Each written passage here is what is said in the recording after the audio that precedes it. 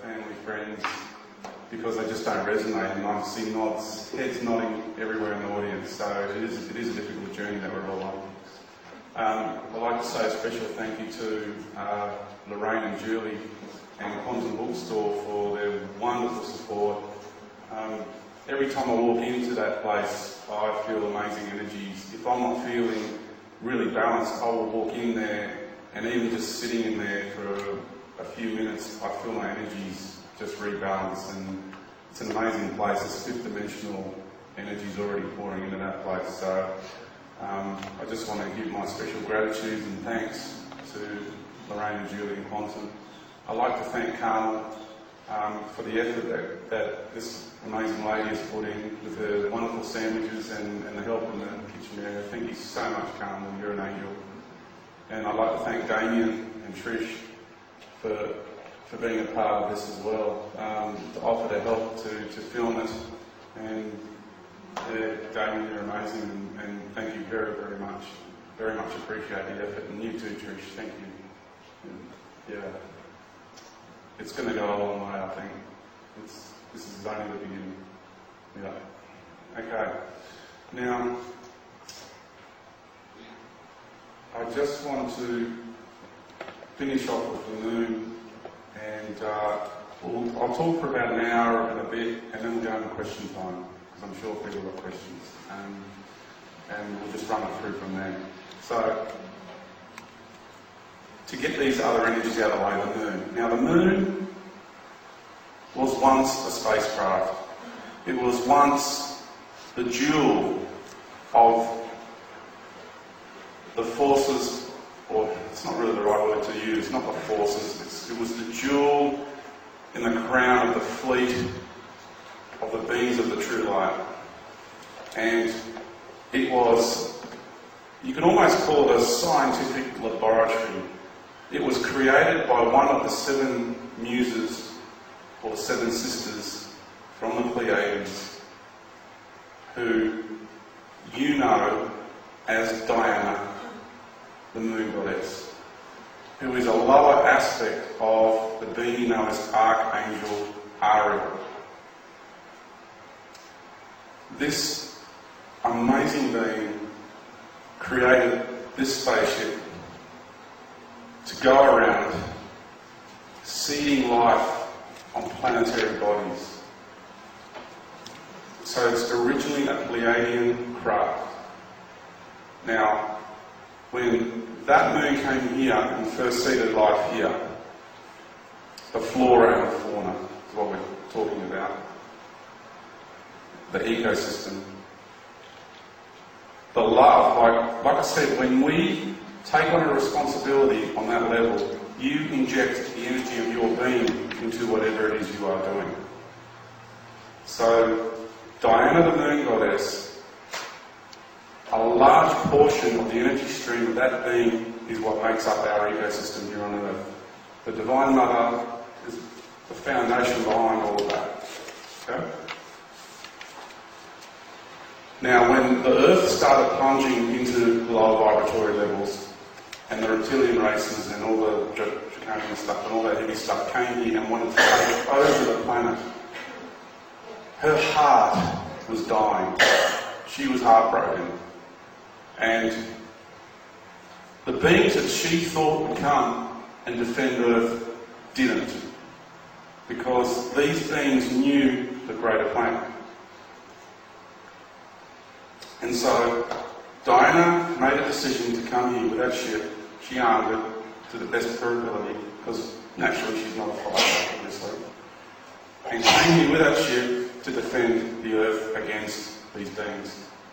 And in that process, unfortunately, she lost the battle. And in that process, they were able to gain incredible knowledge and genetic knowledge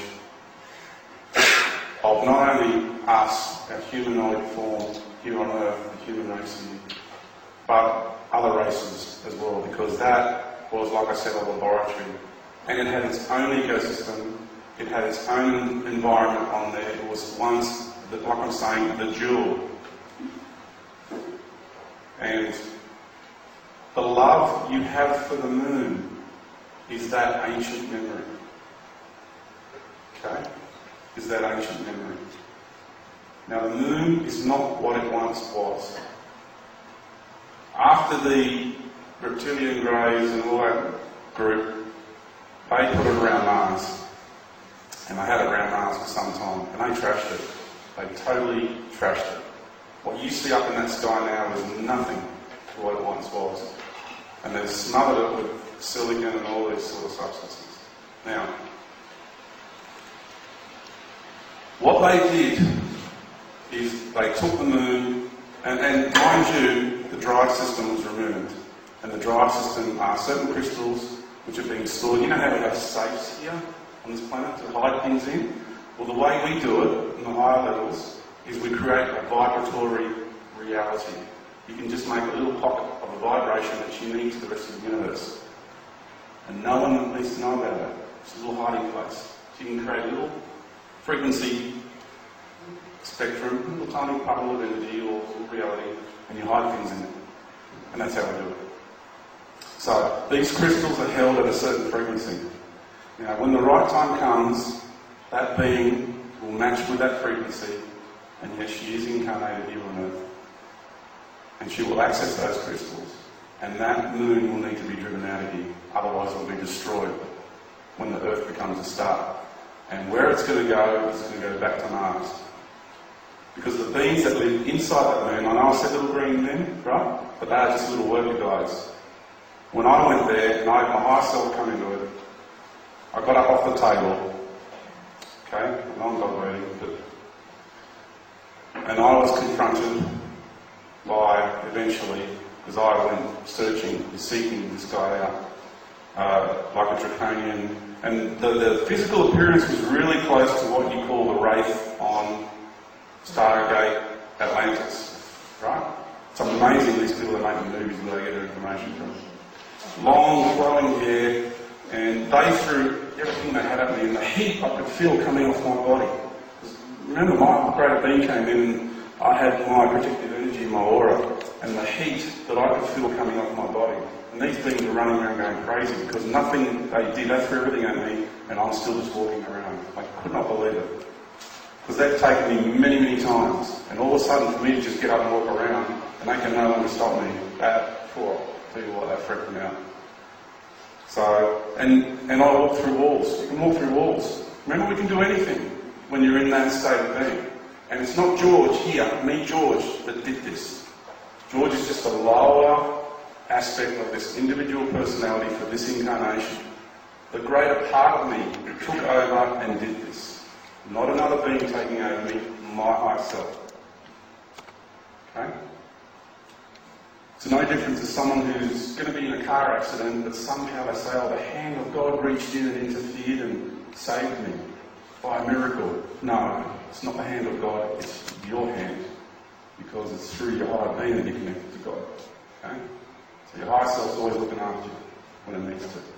So here I am, and I'm walking through walls, and I'm seeking this guy out, and I'm confronted with him on one side of the wall, and the walls were like a bathroom. You know, it's translucent, but it's not transparent. It had a little wavy sort of appearance to it. It's making sort of like that. And he's defeated. On the other side of the wall, something like that, long hair just blowing. And I said to him, okay, now do you understand? He said, yes. I said, now I'm going to share with you who you are. And I was able to connect with him and take him back through all the eons of time in the lower universes. Everything is done, everything is been, and reconnect him from the point in time when he first journeyed into the lower universes. That, what's termed as the fall, which is really the dive, okay? No one's been seduced into this journey, right? It's another con. When he first chose to come down into the lower universes, and he fell apart. And you guys can do this too, and I'm sure you're doing it out there as well, okay? It's not just me doing this work. Now, when he remembered who he truly was, I said, are you ready now to return to the light? And he said, yes. And I walked through the wall and I hugged him and helped heal all his energies and everything. Now this guy in the moon was the head guy, a part of this empire, who, the reason why we haven't had many good spaceships flying around at all is because not only do they have equipment that sees the good spacecraft around and they go and target them and chase them and shoot them out of here, chase them out of here, this guy has very powerful foresight and he could see the whole spectrum of the fourth dimension. He's one of the really powerful beings. Now, when I took this guy out, it wasn't long after that we had ETs come and visit a group of people that I was seeing, and they were really nervous, you know. And it's like all of a sudden they had access, and they were wondering how the hell they had access when they didn't before. I knew what was going on because of what I did, but I couldn't tell too many people because that's ego, right? Apparently. I keep getting accused of having all this ego. All I want to do is be me and share, but no, it's all ego. So, the moon, that guy got taken out and then everything's been changed. And now these other beings have heard what's happened and they're not happy and there's other things going on that you're all about to see. So,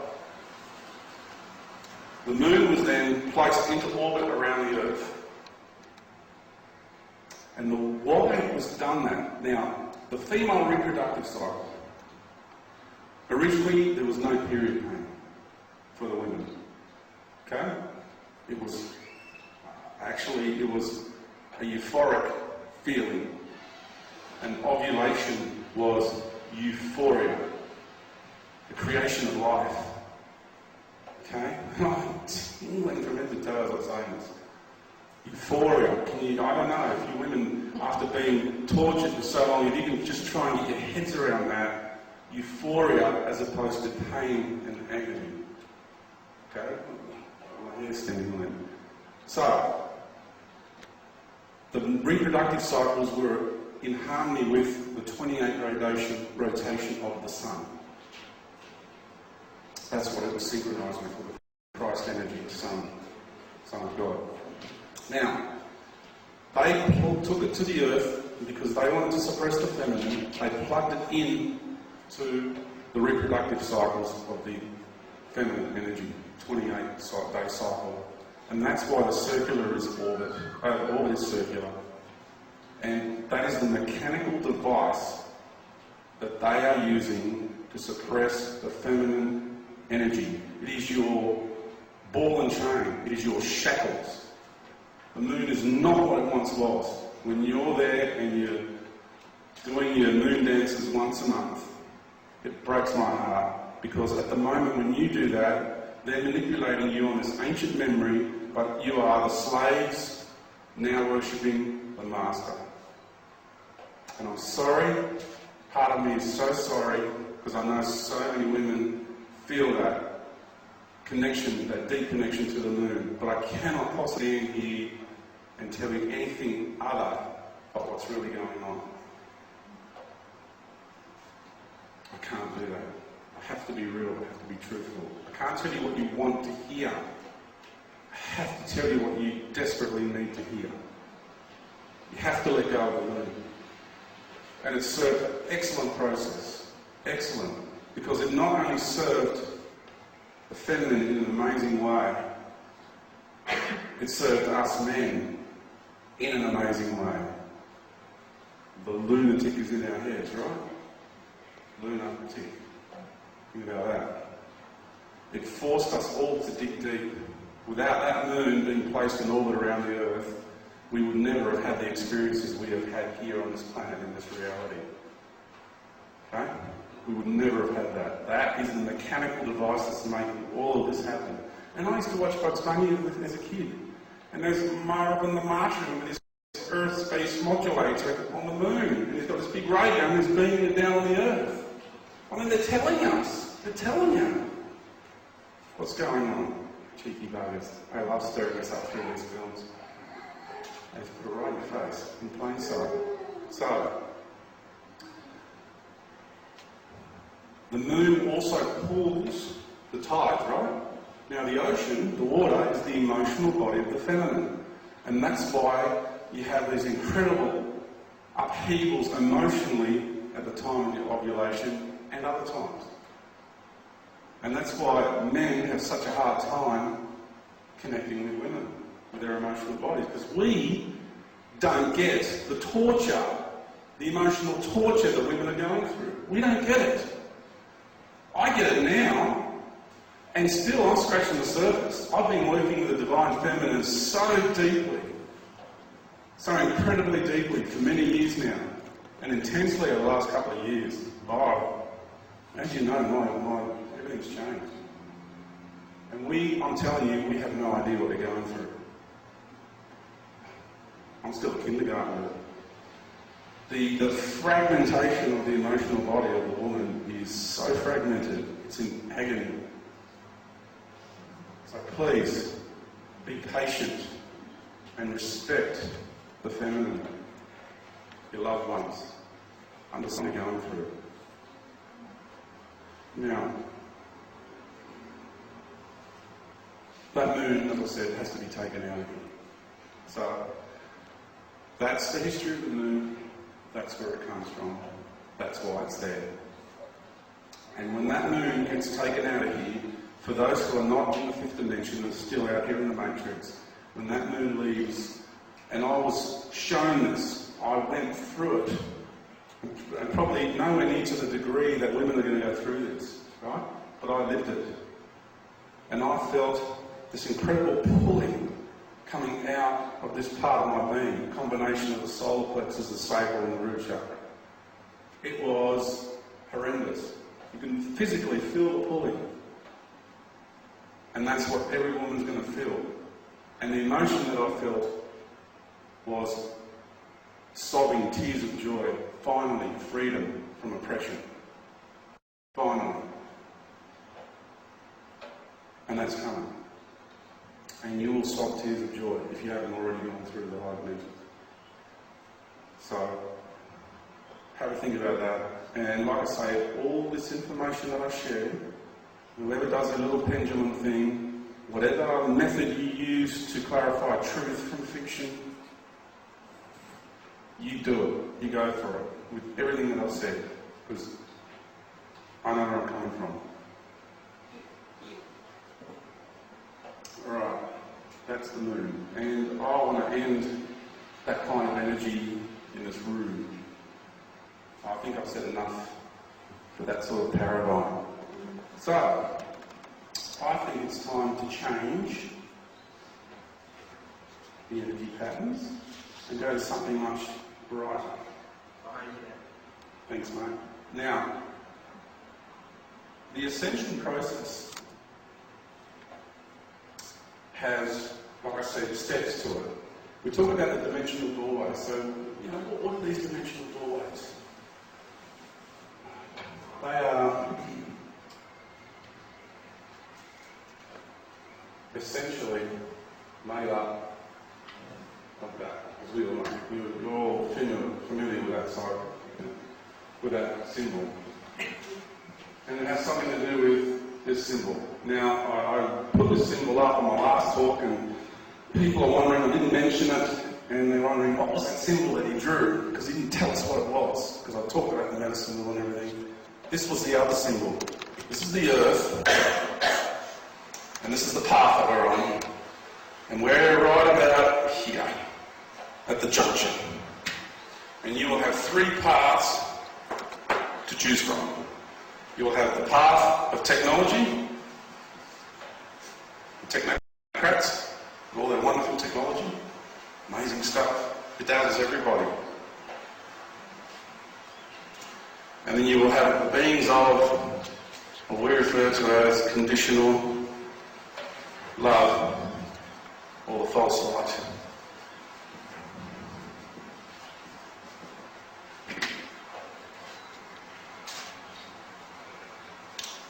Me, what path am I taking? Well, I'm staying right here on Mother Earth, and I'm choosing the middle path. Thank you very much. I ain't going nowhere. So you can go with the Greys and all their wonderful technology if you like those people are off in Mars already, and many more that are going to be going there. And not just there, other planetary systems too, because it's not just Greys, Mars, it's not just that. I'm just generalising with those because that's what's in the psyche of everybody at the moment. There's a whole lot of other races involved too, taking all the different regions as well.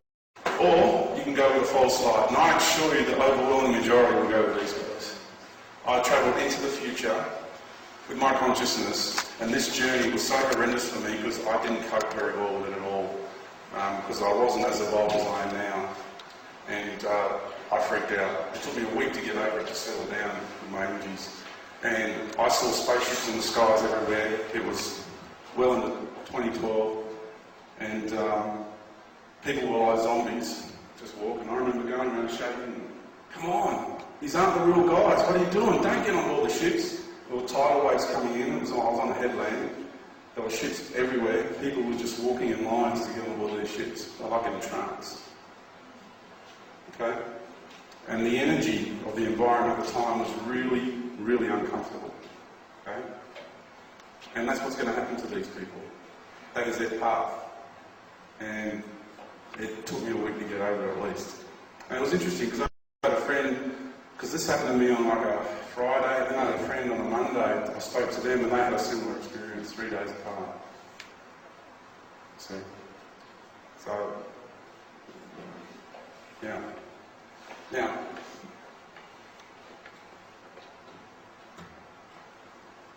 you all know that this is perfect balance, and of course, you know, you wipe all that out and you're left with pretty much,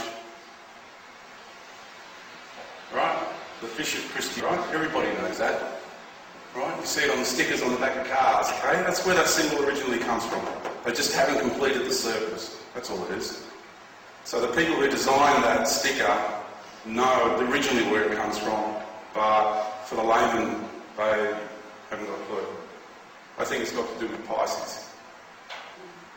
The Piscean age. That's what I think it's got to do with. It does, because it happened in that period, but it's not the main reason. The main reason is that the womb of the mother, the almond, the amygdala. And sure, the almond also represents the flame. I know that. I'm not just focusing on one area. But the main amygdala, Magdalene, the womb of the mother. Jesus and Mary Magdalene were twin flames. Mary Magdalene is that being, but in its feminine aspect. Mary Magdalene was the walking incarnation of Mother Earth. And what do? They call her a prostitute. Come on. Hello. They've always got to put down the feminine, undermine her power. So,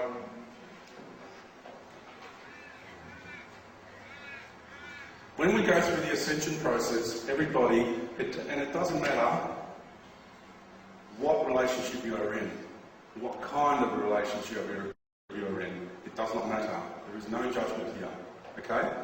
What you will naturally want to do inside of yourself is gravitate to your twin flame. And people say to me, well, hang on, I've got past life memories of being a woman when there's a man standing in front of me. And I'm going, well, you as an individual did not have that life. What you're blending with is with your feminine counterpart. People can't grasp the concept, okay, of the fact that as an incarnation here on this planet, that they think that there's just this body and there's androgyny. I can tell you I've been to planets where the whole race is androgynous, but only in the physical. Only in the physical. The expression of the being. They're divided into masculine and feminine. Just because the physical name says androgyny does not mean that they are androgynous. Far from it. Far from it. It's always got to do with the expression of the being. So it doesn't matter what body they come in. So you will naturally gravitate because you've got male and female. Christ energy is perfect balance. Okay? You're going to want to do this.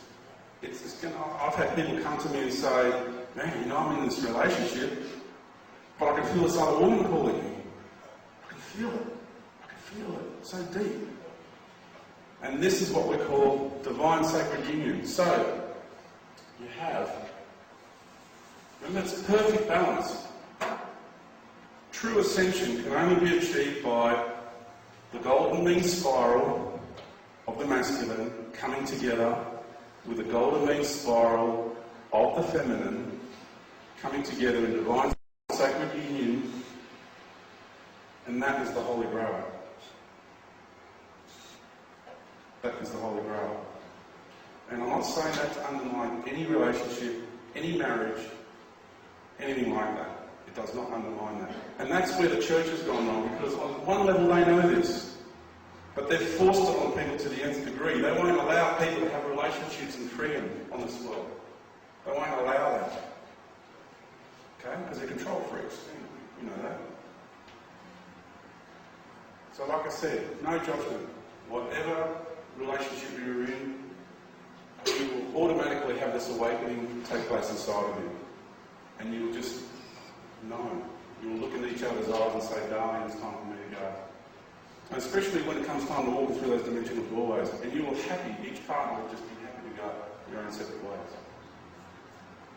Now, I know that's hard to take for a lot of people. They don't quite get what I'm saying. And a lot of people go, oh, you know, just talking about the dissolvement of marriage, you know, the sacred thing.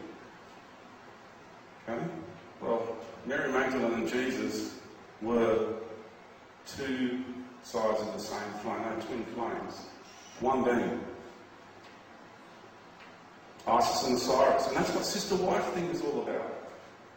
Sister-wife, what does it mean? When you find your perfect counterpart, that person will be your father, your husband, if you're a woman, will play the role as your father, will play the role as your husband, your lover, your brother, and your son.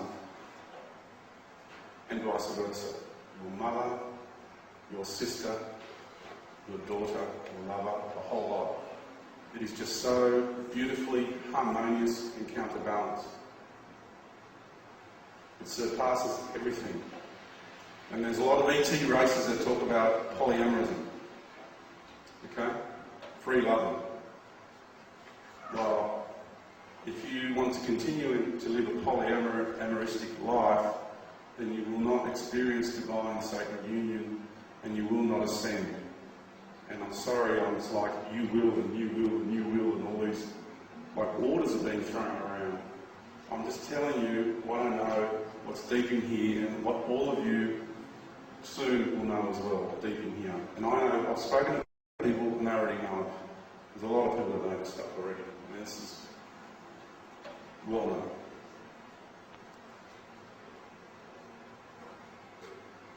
So this symbol is really important because that explains our journey into sacred union through to ascension. Perfect balance.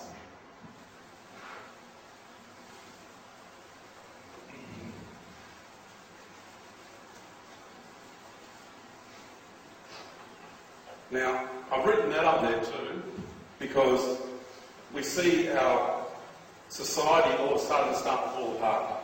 And it is, isn't it? Everything's crumbling. So it starts, with the finances, the economies and all that. And we can see that the ecosystem is now starting to fall apart. And it's just going to compound and compound. But I can assure you that Mother Earth is refraining and holding back, and the majority of the earth changes, so to speak, are right at the end. Alright? So you've got time between now and then to get yourselves organised. To get the awareness happening, that this is coming.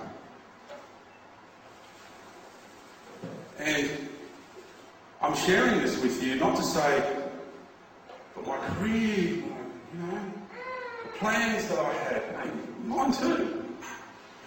There's a lot of things that I wanted to do in life, there's a lot of things my kids wanted to do in life. And one of them's like, oh, Dad, I think I'm just going to miss out on getting my licence.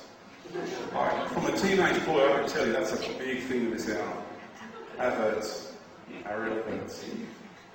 So, for people who are in the know, they know what's coming, but don't stop living life. Do not stop sucking the most out of this reality, because the way this reality is now, it has never, ever, ever existed before.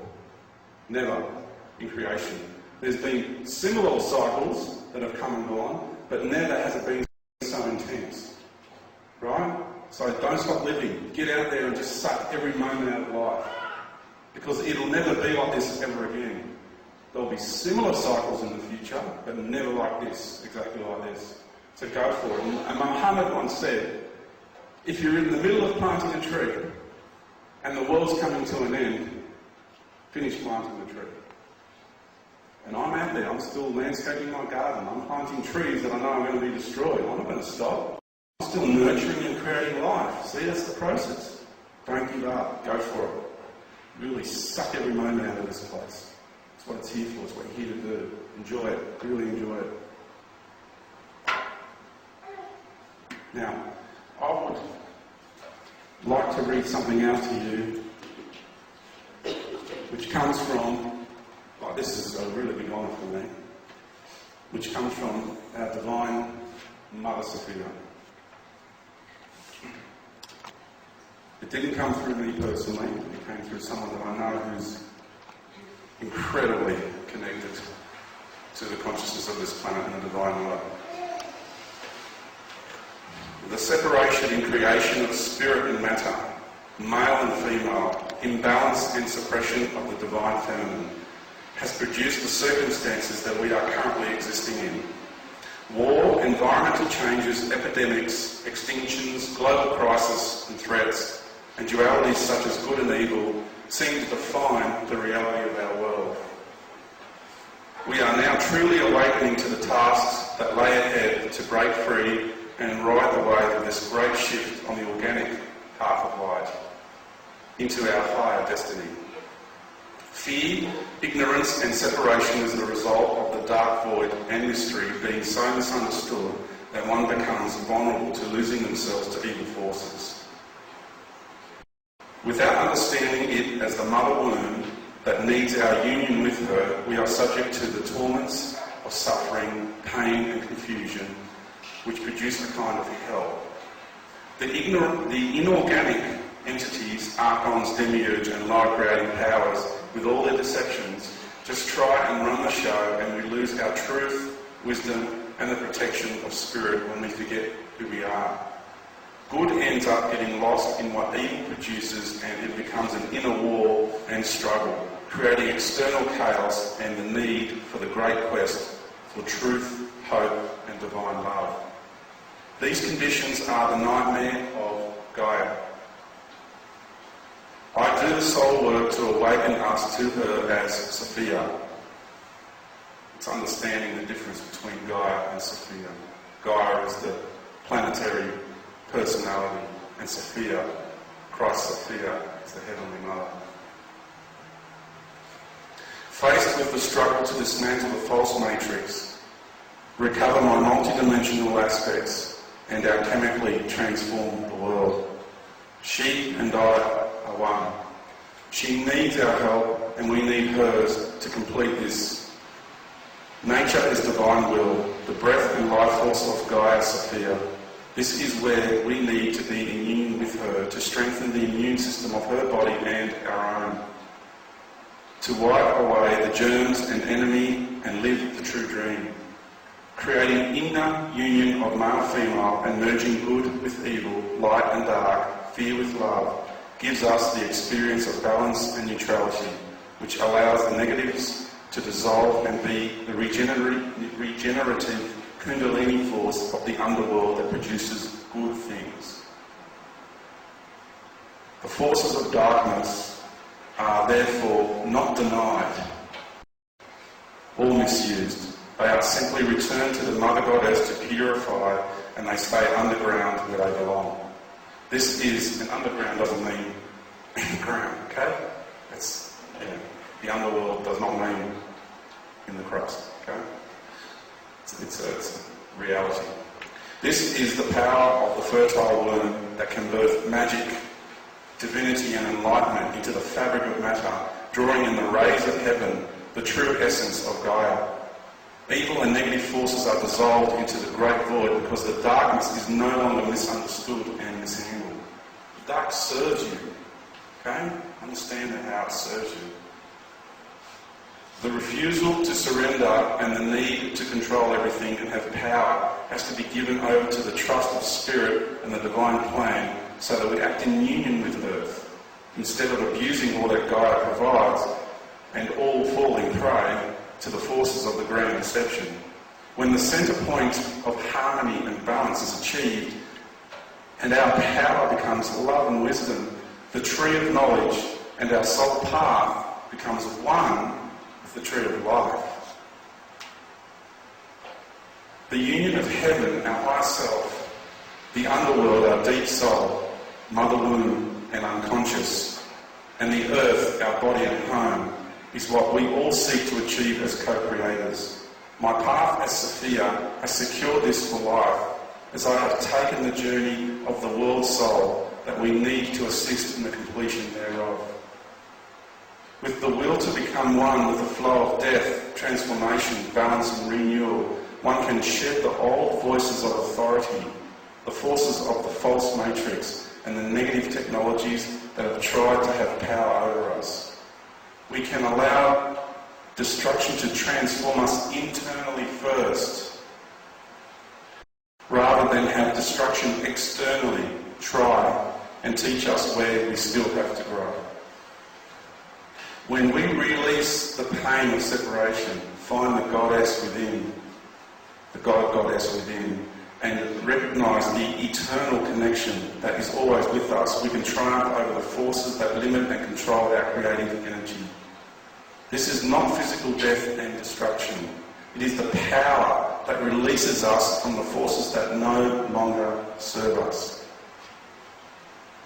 Bringing love and union to the places that are in darkness and that feel abandoned, lost or forgotten is how we can emerge from our own deep sleep and then reclaim our spiritual fire and creativity. By aligning to the healing power of love that surrounds us, we can step out of the way of ourselves and become not an obstacle but an agent of the divine will. This is the intent of the Mother, who by essence unconditionally loves, nurtures and protects us. Only when we turn our back on this do we experience danger and threat and contribute to the wounds of the earth. This is the age of awakening to how we stop this pattern of destruction. This whole journey over time, the path of free will, the work of the world soul and the intention of nature and spirit leads us to the magnificent era of which we are on the cusp. The deceptions and traps that remove us from our highest destiny are going to be exposed, and as things get shaken up, my love and truth as the Mother Goddess Sophia will always remain to protect us through this great shift and transition. Just see if there's anything we've got. Remember I told you about, just quickly, the Council of 12. Well, this is something really important to understand who these beings are, the managers of the universe. Because the Council of 12, right, really are the embodiment of 12 different archetypal streams of the universal consciousness. That's what they embody. And I'm sure you've heard about, we've been dumbed down to 2 strands of DNA, but we're meant to have 12. Well, guess what? Each being is a strand of DNA. So when we get fully activated with all our DNA strands, we're going to be functioning with all the wisdom of all 12 archetypes at all times. We will be integrating with the whole universal structure. So all these DNA researchers say that you've got 2 DNA strands. I can assure you there's a whole bunch of people in this room that are operating from 6 and 7 already. Don't listen to what the scientists on this planet are telling you. Because otherwise you're operating from a split personality of only 2 archetypes, and that is not possible. We have the whole range happening here. Some more than others. Some have a stronger archetype or DNA strand activated than others do. There is so much deception going on in this world. 12 archetypes, 12 DNA strands, archetype, is a DNA strand, will be functioning from all 12 at all times. That is the wisdom of a human being.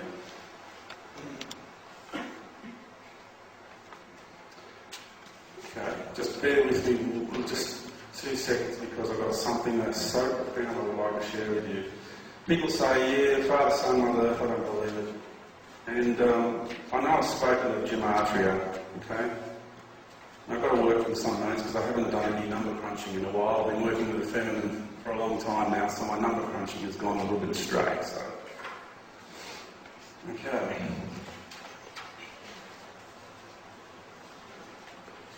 Gematria is numbers assigned to the value of letters in the ancient Greek alphabet and the ancient Hebrew alphabet. If you understand gematria, you can decode the Old Testament and you can decode the New Testament. The Hebrew and the Greek. Okay? The reason they did that was because they knew it was going to be manipulated. So if you hide a code in the scripts, then it's hard for the scripts to be manipulated. Now the value of the Magdalene is 153. And you've heard of the 153 fishes in the net, and I just want to say, Margaret Starbird, you are a legend, okay? The work that she's done in this area is amazing.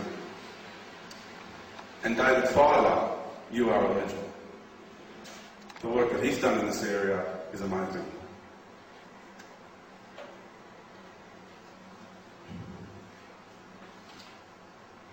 So if we, now I've talked about on my website, I can't go into the whole lot here, but on my website, all the harmonic equation is there. And this cycle goes for 24,832 years. And everyone talks, no, it's 26,000 years, 25,920 years. Everyone's using that number. And why are they using that number? Well, in the early 1900s, they calculated the precessional cycle at 25,800 years.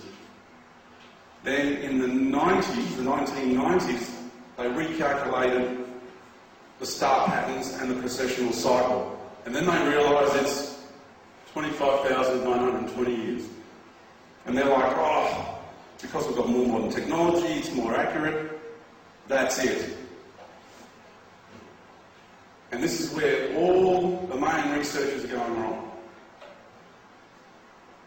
And all they've got to do is search in their hearts, deep in their hearts, get past the scientific mind, logic, egoic thing that's going on with each and every one of them, and look deep inside their hearts, and they will find that this is right. Because I assure you, the rest of the universe, they know this.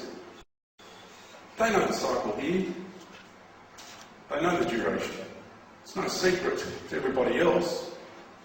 It's just not understood by the people that are trapped in this paradigm. And are trapped in the paradigms of the scientific world and all these studies that go on on this planet.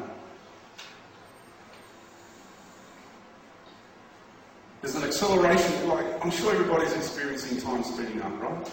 Everybody, the hours are shorter in the day, and they truly are.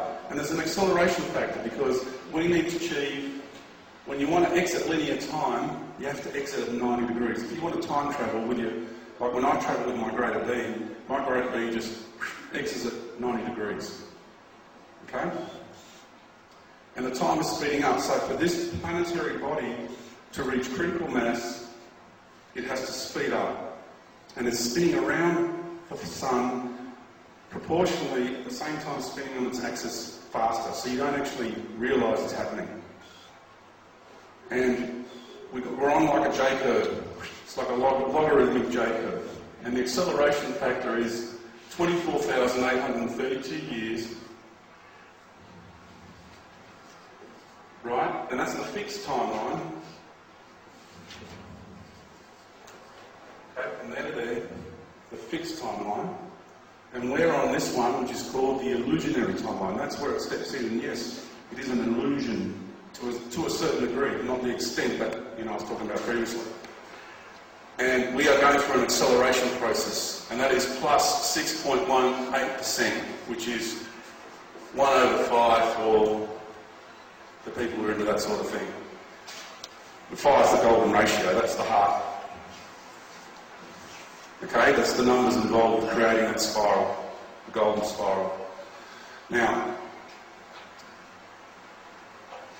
when you recalculate, like if today they were to recalculate the precession, they would find that it's 26,100 years or something. Because when this is completed on the 21st of March 2013, it will be 26,366.618 years. And again, we have the golden ratio on the end. So I just needed to clear that up. So for those people who are really into that kind of thing. So, because I keep seeing all these fantastic researchers and they're stuck on that 20,920 years, and if they were just to move across and look at those numbers, just consider them in their calculations, bang, it'll all just open up for them. Everything will just go clunk, clunk, clunk, clunk, clunk, clunk, clunk. All the cogs will sit in the place, all the pieces of their puzzles will come together. But a lot of them just don't like the fact that who's this guy from down under who's saying this stuff? Who does he think he is, right?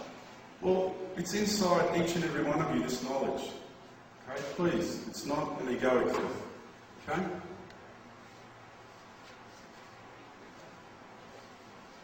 Now, knowing that that's the cycle, and knowing that that number 5 is the Christ vortex number. So we're basically taking the Christ energy and we're injecting it into the duration of the cycle. So the outcome of that is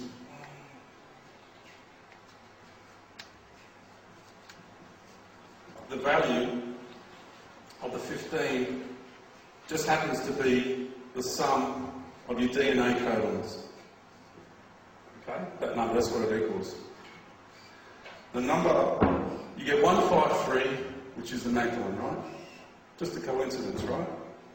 Just a coincidence. 34 is the DNA wavelength. So the wavelength of the DNA from there to there is 34 angstroms. So you can see when you take that duration of the cycle and you inject the Christ energy into it, it plugs in. It plugs into your DNA. It plugs into the divine feminine. It plugs into everything. If people would just look at those numbers, they're missing out on a lot. They really are. And the 47 is the flock. And in the Hebrew alphabet, the Magdalene, the Magdalene, is the tower of the flock. Okay? Just another coincidence.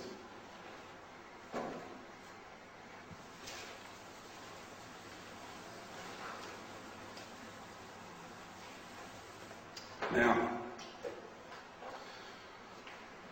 if you take the duration of the cycle of 24,832 again, and you put the 64 codons into it, you get 388. And in Gematria, that is the sun. Just another coincidence, right?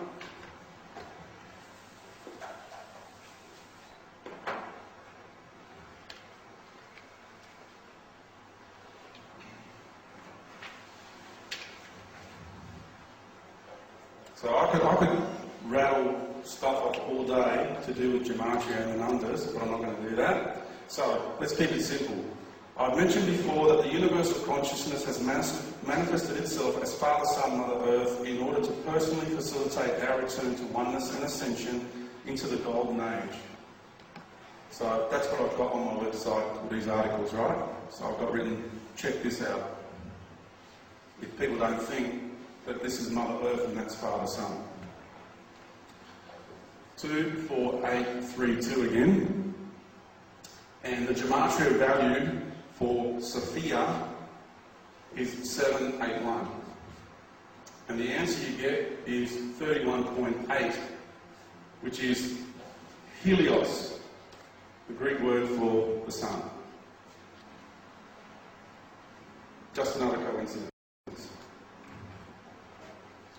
So, let's take 24832 again And this time we'll inject into it the number 681, because that's the gematria equivalent of the word planet in Greek. And let's see what we get. We get 365. So you get the 365 days of the year, and 365 is Mithras, the sun god, in gematria equivalent. Just another coincidence, right? Oh, gematria is not real. It can't be real.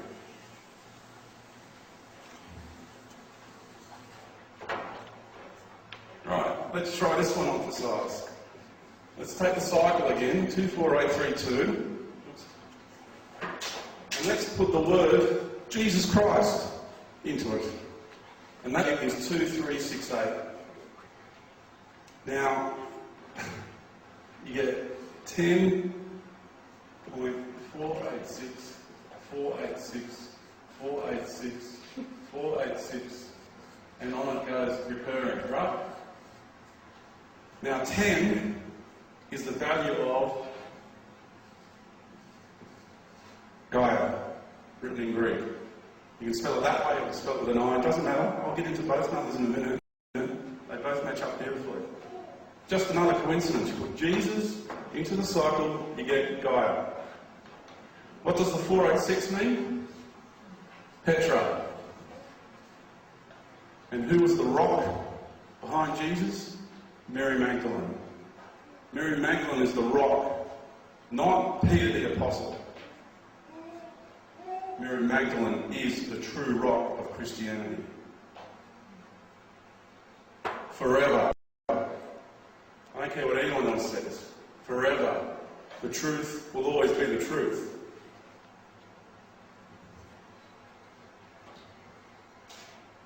If you want to break it up again, it also equals honey, the sweet nectar of life. What a beautiful woman she is. 1048 just happens to be the word microcosm. Isn't that what we're doing here? It's a fractal of the rest of the universe. This is the microcosm of the macrocosm. It just goes on and on and on.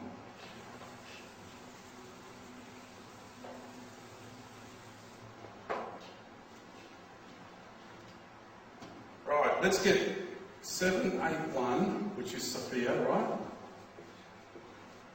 And let's put into it 388, which is the sun. And that gives us 2.512. There's your 2012. 886. Now, when in gematria you're using harmonics, right? You can go one or two either side of the numeric value and it still applies. It's still valid. It's like an analog phone to a digital. You can still hear it, still connect, but digital phones, they just drop out, right? So we're talking harmonics, we're talking relationship. So when you get numbers that are close, it's still valid. So in harmonics, 888 would still be valid here, and that is Jesus. And you get 2012.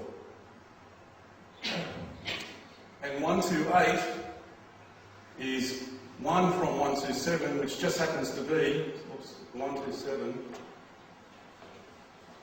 for all those number buffs, equals the square root of 5 of the Christ vortex. It just goes on, folks.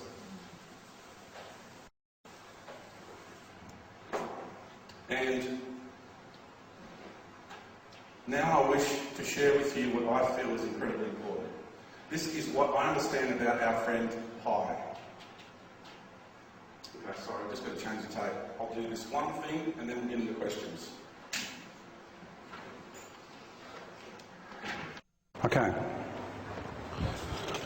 Now I wish to share with you what I feel is incredibly important. This is what I understand about our friend Pi.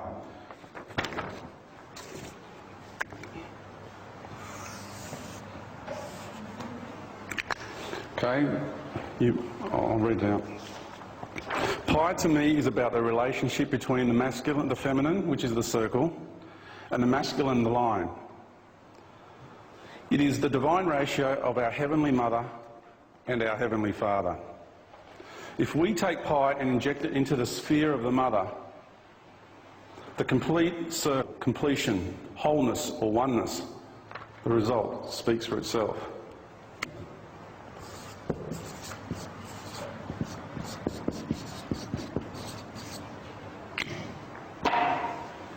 You just can't, and there's more. Like, I've got pages of these equations. I can just keep going, but I don't want to do it to you. I think I've made my point. Okay? I think I've made my point. You can't deny it any longer. Well, you can. Well, you can live in denial of it if you like. But I mean, it's beyond any sort of coincidence. It's ridiculous. All right, so question time, everybody. Please ask me anything. Don't hold back. Go for it. And if I can answer it, I will. I'll do my best. Yeah, we're going to bring around a mic for you. Yeah. With the ascension process, yeah. Obviously you're an adult, you choose what you're doing. As parents, you can naturally ask, okay, what happens to the children? Thank you. That's a really good question, because I've gone through these issues myself as a parent. Now, the way I truly feel about it, deep in my heart, is whatever the soul journey of my child is, that's what I will honour. As heartbreaking as it may be, to have to let go of your child into the false light or into technology, or even wants to be at a certain place in time where it'll perish and the earth changes, whatever takes place, that is the journey of that individual soul. That's how I look at my children. I don't look at them as me, the earthly father. You know, I used to. I've had to move beyond that and look at the bigger picture of life and look at them as a greater being than just my son or my daughter. So I honour and I respect them, and that's me expressing unconditional love. If you truly love something, you will set it free. We have 3 children. 2 the small one said to me on a number of occasions, "Oh, Mum, when you go, we want to come with you." And I've never said when you pass away or anything like that. So I said, when you go, can we come with you? So does that have relevance? Yeah, what I know is there's going to be young children, like as parents, we've been on the planet longer than a lot of our children have. And the children that are being born today are so highly aware that a lot of children will be actually guiding the parents when the time comes. Right? Yeah, they know in their hearts where they're going. There's, you know, and some are so strong. There's, you know, their parents won't break their will. As controlling as some of them are, they won't break them. They're in for a rude shock coming up in the next few years. Yeah. Yep. And anybody else like to ask a question? Yeah. With those 12 DNA strands, yeah. How is it a process that you, like, just a power intent on through meditation and actually activating the neurons? Yeah, it's actually already happening without even our personality aware of it. Everyone throws it, you know, lower ego, all that business.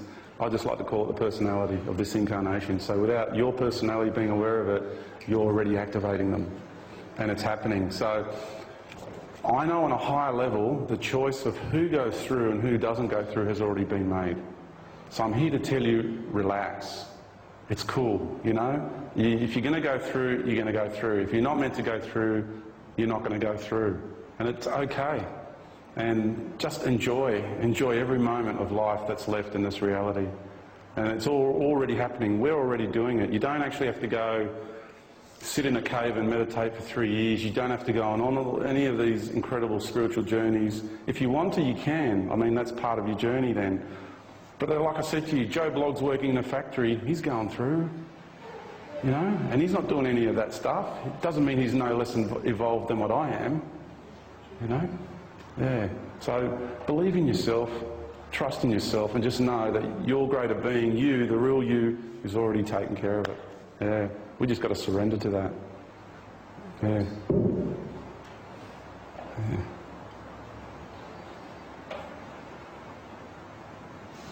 When you said that you've got like 3 choices, I'm really aware of the phrase on the false light, and you said you're going to stay here. Yeah. Right. So does that mean that when the Earth turns into a star, perish with that? Or No. what happens? No. Need a bit of clarification. Sure.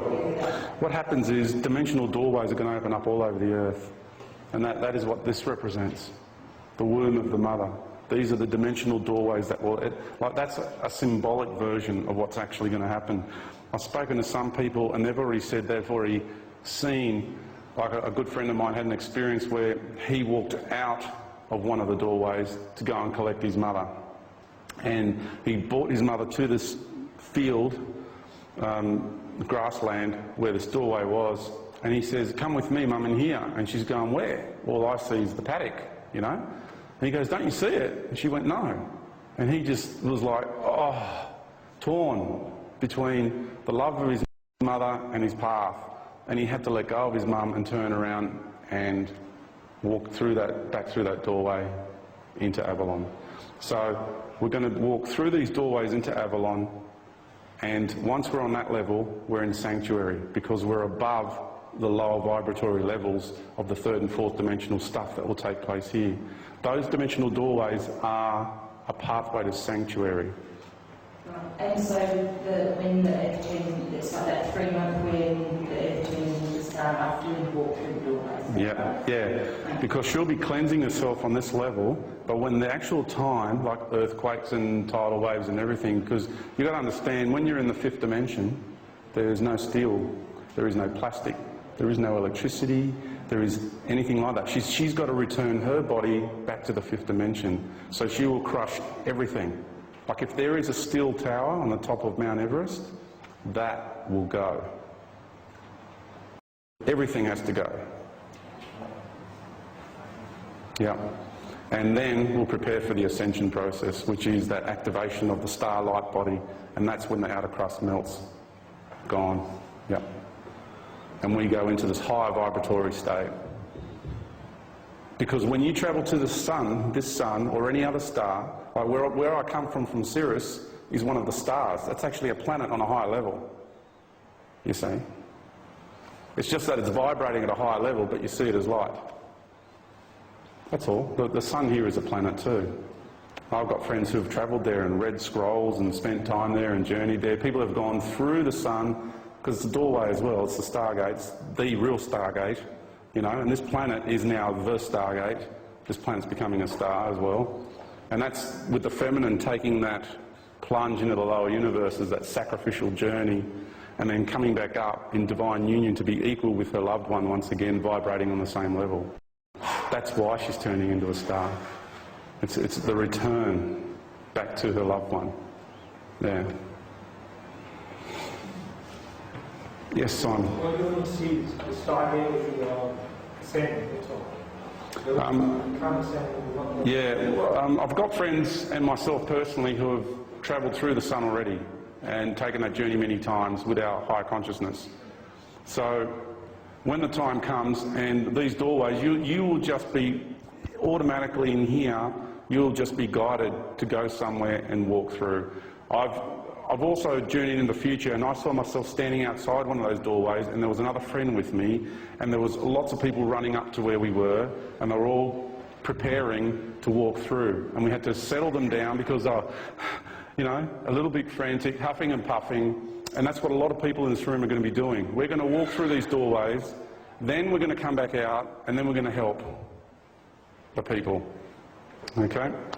And you will automatically know inside of you. Don't let anyone tell you what to do. I can't tell you what to do. I just know what's going to be happening, you know? That's all. But I'm not here to tell anyone what to do. You just follow what's in here. Yeah. Yeah. Yes? I recently had a similar experience with the sense vortex where you went to specific places. Just what colour was yours? Blue. Yeah, okay. So, yeah. Also, how long do you feel that we're actually going to be? Is it like a void that we're going to wait for this 3-month period? Or are we going to this space where the time is only for twice, and so we might feel like it's going for a day or it's actually going for... Yeah, it will. It'll feel different. And then this fifth dimension, heaven, Yeah. Well, heaven, what we refer to as heaven is the fifth dimension. But where we're moving into when we ascend is something totally brand new that's never existed before. You know, you're talking about a whole planetary, see the Christ figure or the Buddha or the Krishna or whatever, right? That level, that's what you're going to become, equal with that. So Mother Earth is giving birth to a whole planetary race.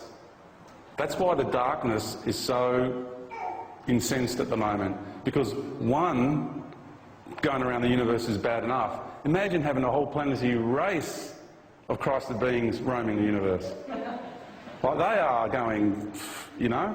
And when we do reach that Christhood, the idea is, and you'll be omnipresent, and this will all happen simultaneously at the same time, you will be given a void to go and create your own universe. Okay? So instantly you've reached the status of a creator God, and part of your consciousness will go off and do that. Then you have duties and responsibilities in the lower universes, in the fourth and the third.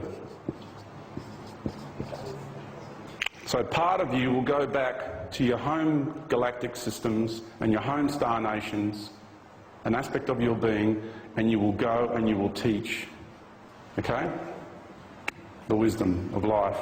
And that's why it's a ripple effect. And this is on the chalice lid in Glastonbury.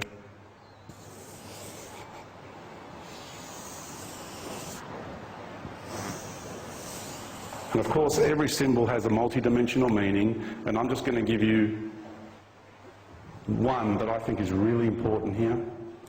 If you look, when you throw a stone in a puddle of water, you get the ripple effect that goes out.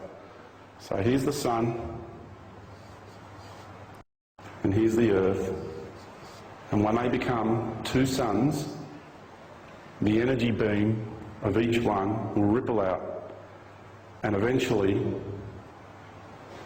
this part here grows out and out, this beautiful balanced state here. And so you've got the twin flames in here, which have merged and become one. And then as they go out, they grow and they become one big ripple, and that will go out. And so the effect of the fourth dimension, when this transpires here, it will have a ripple effect, not only energetically, but practically, pragmatically, functionally throughout the whole universe. What's going on here on this planet right now is the process of creating peace, is bringing all the separation and all the pain and all the suffering to an end. The ripple effect. Yeah. Anybody else got any questions? Anything at all? Feel free. Otherwise, I'm going to start talking again. You don't want that, David, do you? On your model of the dimensions, Yeah. what level is a star on? As a sort of fractal down, as we look up on stars, what dimension your model are they in? Some are fifth. The lowest one's a fifth. Yep. That's as low as they go. Yeah. In my model, in my understanding. I could be wrong, but that's how I see it. Yeah. Yeah. And just so you get an understanding too, I've recently come across a mantis being who is part of the Orion League. Like the higher aspect of this being is the star you know as Rigel. And it's interesting because, like, you know, the mantis beings and these type of insect beings were the very first physical structures that lowered down into that came down into the lower universes, because the reality was really harsh. So that's why they had this really tough external shell to accommodate life in that harsh environment. So the understanding is that this being, on another level, is that star. And it's interesting because it's not only an insect being, but its star vibration attracts insect grey races as well, the Rigelian greys. So it's really interesting to understand the structure of our galaxies, of our universe, and how when your being resonates, because that's what we call gravity, right? We gravitate, your soul gravitates. People don't understand gravity. The scientists go on their heads, we don't understand what gravity is. Well, it's really simple. It's the law of attraction. That's all it is. They're going through all these crazy scientific formulas, this, that, the other, and say, hey guys, the answer is really this simple. It's the law of attraction. So when a being resonates itself as a planetary body, it sends a signal out through the universe. And all the souls that need that experience and that life and that journey will naturally want to gravitate and incarnate in that realm, that vibratory realm. It's that simple.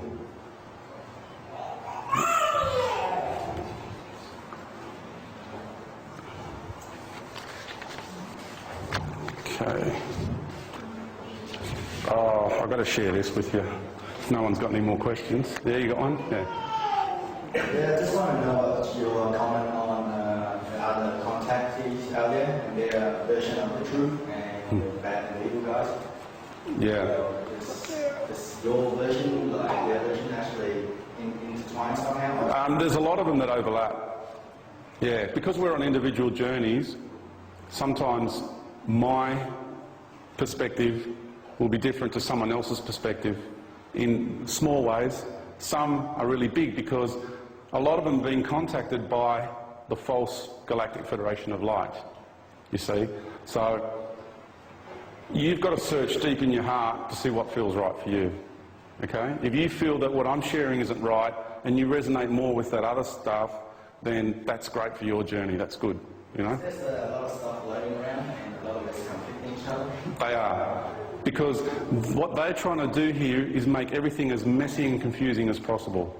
They don't want anyone to know who's who and what's what. They don't want anyone to get a grasp on it. They want everyone floating in the sea of uncertainty. Because when uncertainty breeds fear, you see. Okay? Then when you're not sure about yourself, you're not sure about anything that's going on, then you're like putty in their hands. But when you've got it like I've got it, rock solid, anyone tells me, right, that you're delusional, that I'm crazy, all this sort of stuff, okay, I understand, everyone's entitled to their opinion, I fully love, honour and respect that. But they're not going to change me. They're not going to change all those years of torture I went through. Okay? There's things that have happened to me that you can't imagine. No one's going to change that and take that away from me. So I've seen many different races on many different levels. I interacted with really good races. Some of the mantis races are the most incredible beings you'll ever meet. The wisdom, trillions and trillions and trillions of years of wisdom. So much love. Okay? And then there's evil ones too. Okay? So the best way to distinguish is what resonates in here. That level of discernment surpasses everything. Make that, and I'm sorry I'm going to say these words, but it's appropriate, your bullshit monitor. Okay? Make it that in here. And not the heart chakra here. I'm not talking about that chakra. I'm talking about the one up here. Okay? Because we're integrating all seven into one. You'll see Buddha and Jesus, big chakras open on the chest here. This is what I'm talking about. Okay?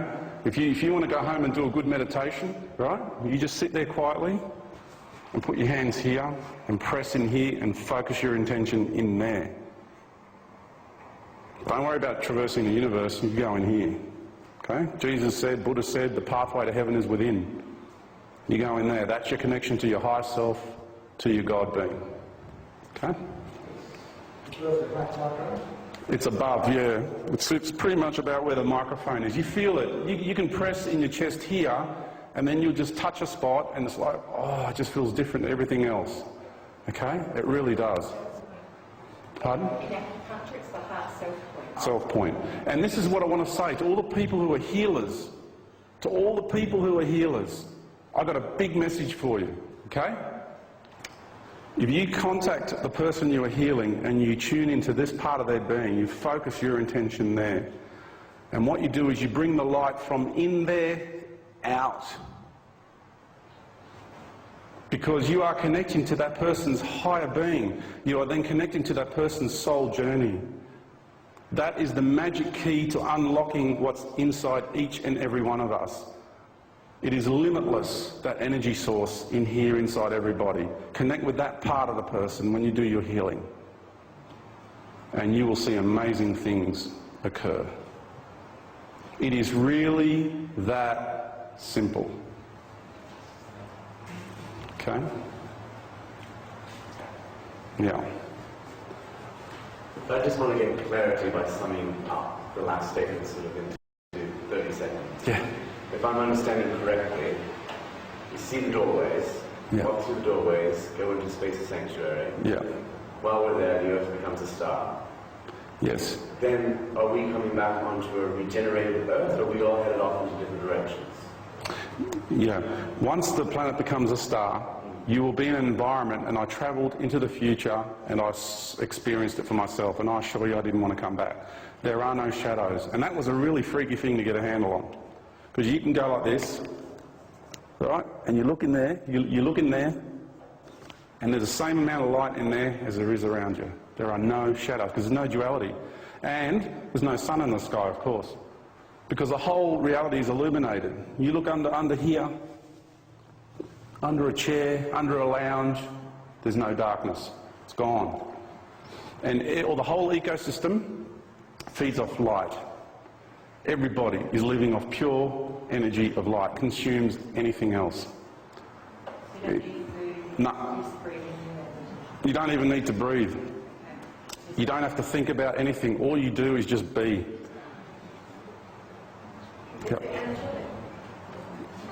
It's way beyond anything that you refer to as angelic. It's beyond all of that. On this reality, when you're with your partner, okay, and you just love each other and you just embrace each other and you don't even have to think or ask. If you need a knife and you work in the kitchen together, you go to turn around to grab a knife and there your partner is handing you a knife already. You know that total synchronistic, wonderful feeling when we're working together and loving one another in harmony. You just function in that mode. It's truly amazing. It's pure flow, because you're flowing with your counterpart, and your counterpart may be off in one part of the universe, and you've got full awareness of every moment and everything that's going on, and everything that your counterpart is experiencing, you're experiencing instantaneously. It's total merging of oneness. Because remember, you'll be functioning just as the universal consciousness functions. You think of all those dimensional levels. You think of, I mean, you take 1 square metre of life on this planet and the complexity. You'd blow your mind figuring out the way life interacts in that 1 little square metre. Let alone all of us and the whole planetary body and the whole galactic system and all those dimensional levels, the vastness of power, of comprehension and design and harmony and functionality that we are talking about. That is how you're going to be operating. All of that instantaneously at your disposal. It is big. It really is big. And you're going to be told that this path, when those beings turn up, you're going to be told that this path is the path of the Antichrist. That's what you're going to be told. And just to hit on another point, you're saying by the time the doorway's open, you see that a lot of people have already left on the other 2 paths. Yeah. So those who are still on the planet. No. They will have already left. Yeah, no, those who are still on the planet will be the ones walking through the doorway. Yeah, or some will perish in the earth changes. So you could say there's a 4th path, but it's not going to be many. The amount of people that will perish in these changes will be far less than what is spoken of. Far less. Okay? What happens with the people who depart from the earth and the earth change? Ah, that's a good question. Now, the people that will leave and go with the spaceships, they will initially become agents of those beings. They will enslave you. And the way they do it is like, what's the difference between us and a communistic state? The difference is a communistic state has a play area of that much. That's their level of freedom. Ours is this big. We're still contained. We've got more toys to play with. We've got more gadgets to play with. We get kept entertained more. But the truth is, we're still enslaved. Right? Now, when these guys come along and promise you this version of ascension, well, you know, your playground is going to expand incredibly. And for those people that don't have the ability to see the boundaries and to understand that you're still going to be enslaved inside a system, because relative to what they've created here, this is going to be total freedom. People are going to take to it like candy, I'm telling you. Because they're going about creating so much despair on this planet, so when their version comes along, it's just going to be, whoa, I want some of that, you know? But they will be enslaved in the system. And then eventually, through periods of time, because there's other planetary bodies that are being set up like this one, because this process is successful, okay? That there's other beings who have manifested themselves as planetary bodies, sacrificing themselves just like the Divine Mother did, who led by example, and they will facilitate incarnational experiences for cycles to birth more planetary races of Christed beings.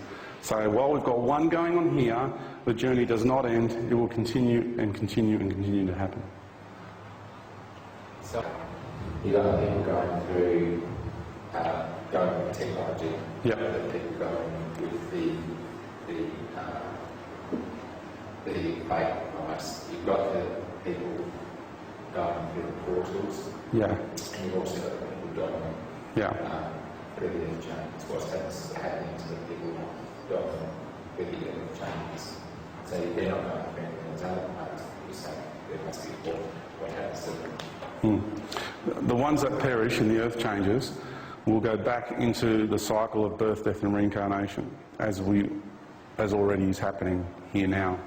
And they will either go back home to their galactic family or they'll be trapped. It depends on the journey. Each one's got an individual journey. Some might go back there for a while and then what they'll do is they'll gravitate and incarnate onto one of those other planetary bodies of which I'm speaking of. And some people call it New Earth or whatever, you know. We'll be taken to a New Earth or something like that, and it's just something similar to this one. Yeah. Yeah. Yeah. Yeah. Talk loudly? Oh, the mic's coming. Yeah. I think for recording purposes it's better through the mic, yeah. I was just wondering, how do you ensure when you are healing and you are channeling, you are connected to the right kind of light and the right kind of things? Yeah. I would say just do your best. Just trust in yourself. I know some really powerful healers and they do their modalities of healing I don't comprehend.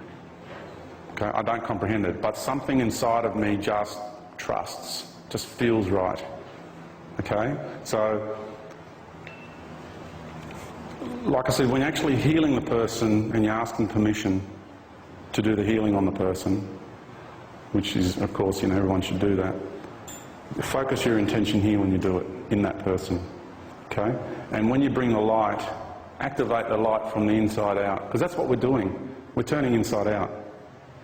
If I want to find peace and I'm feeling troubled, I'll sit down and I'll bring like this liquid golden light from in the centre and I'll just fill up my body with it, you know, and you can feel it pushing out all the things that need to be pushed out, you know. We've all got attachments. I've still got some attachments happening.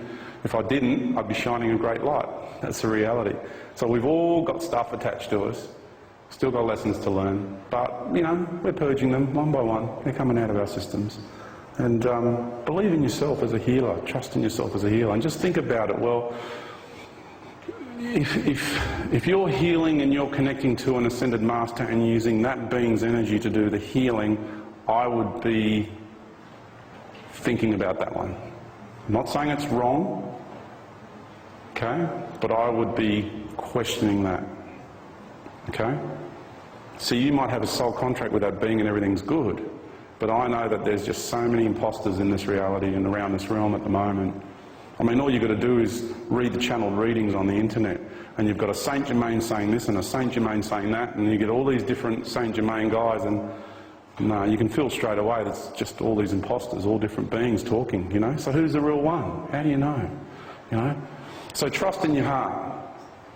Trust in your heart. Well, I used to say the highest, and sometimes you say divine, but I'm not sure whether you're saying that whether the highest will still refer to this the galactic direction of light or something. I don't know. I guess you just want to make sure you're doing the right thing. Yeah, just focus on the Christ centre of the being. The Christ centre of that being. The seed. It's a fractal of the sun out there. You've got a small one of those in here. Everybody's got one. Okay? And focus on that. And just when you look at it, like I can look at every person and I can see their sun. It's sitting right here inside everybody.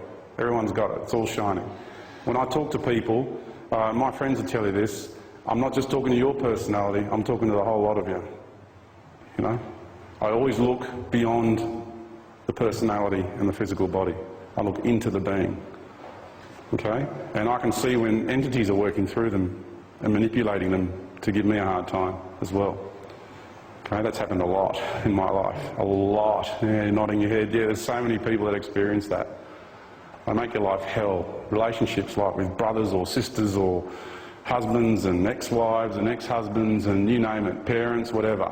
You'd be surprised how they've been manipulated, because if they have an issue with you which is that big, these beings will make it that big. Okay? Yeah.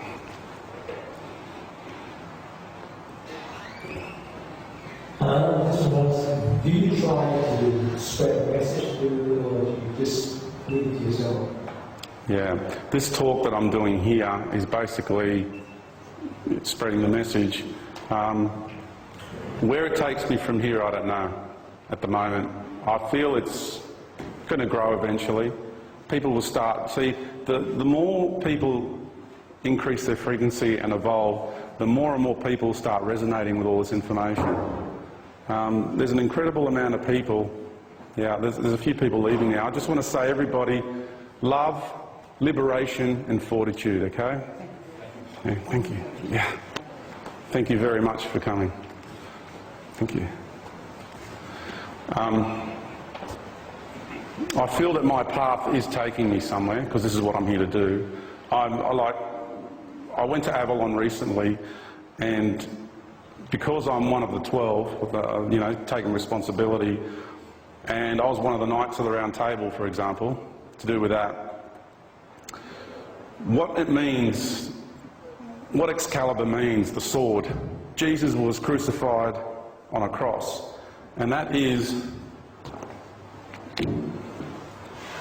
really the sword as well, as far as and galactic alignment, but on one level it means the sword in the stone. He was crucified on the mound, right? It's the sword in the stone. The sword represents knowledge. It represents the true knowledge from the good spirit, the truth, the revealing of the truth, the apocalypse. So effectively what you do is you become the sword. So by me speaking here today and this going around all around the world on the internet, what I'm doing is I am ramming me, the sword of truth, into this matrix. I'm here to bring down this matrix. That's what I'm here to do. We all are. I'm just doing my bit to bring it down, and that's to speak the Logos. Okay? So do you know? Everybody's doing their bit. Okay? If you're sweeping in a back hall in a hospital somewhere, you're doing your bit. No one's better than anybody else. Because the amount of energy, while you're thinking, while you're processing, while you're interacting with people, the amount of energy that's being anchored into the earth plane from wherever it is you came, just your existence here is so profound. So profound. Would anybody object if I was to spend another 5 minutes explaining something? Would that be all right? Can you handle that? It'll turn into 10. This one's a really good one. I wouldn't have suggested it if it wasn't.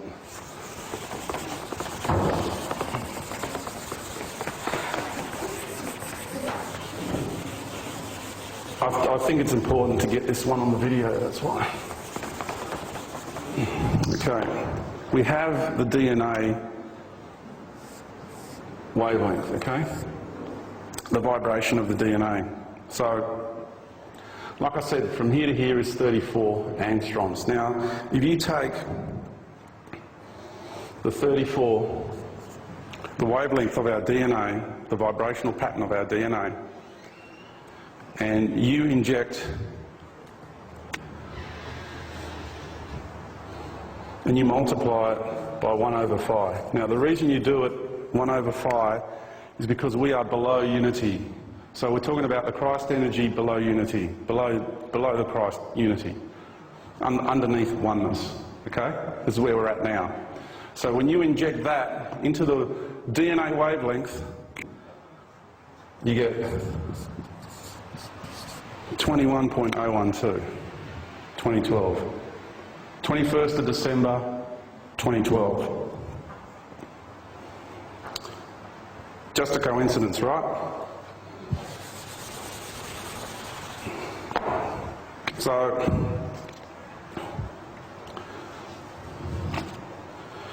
let's now take the DNA again after 2012, when I said once we're in unity and oneness back in heaven, right? Let's inject the Christ vortex into that level of our DNA. The answer you get is 21st of March 2013. Now, if you want to call that just a coincidence, you go right ahead. But to me, that's a slam dunk. That's when the planetary light body gets activated, 21st of March 2013. So I'll finish it there. I just want to say thank you to everybody for coming along. I want to wish you all the love, all the liberation and all the fortitude to each and every one of you. Thank you very much. Thank you.